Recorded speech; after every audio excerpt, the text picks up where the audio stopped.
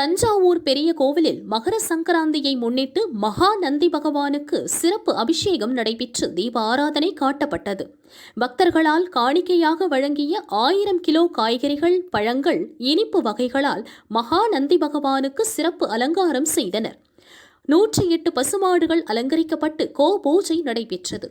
திரளான பக்தர்கள் கலந்து கொண்டு தரிசனம் செய்தனர்.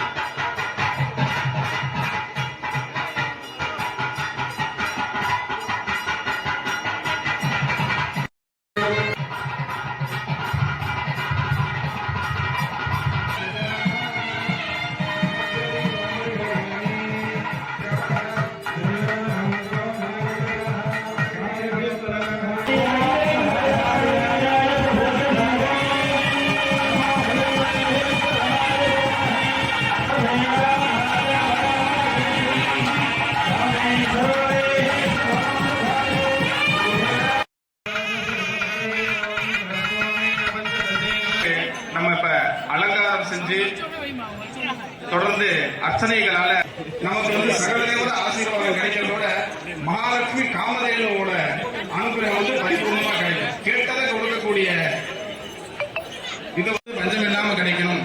அதே போல வந்து இந்த கால்நடைகளும் நல்ல ஆரோக்கியமாக இருக்கணும். இறைவனுக்கு அருள் புரியணும். இந்த கால்நடைகள்லாம் வந்து பயிர்கள் எல்லாம் நல்ல விளைச்சல் கொடுக்கணும்.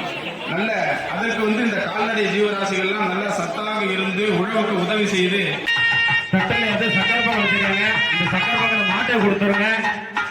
பசு மாட்டுக்கு சக்கரை பொங்கல் இருக்கு. தட்டுக்கோடையில சக்கரை பொங்கல் வச்சிருக்காங்க.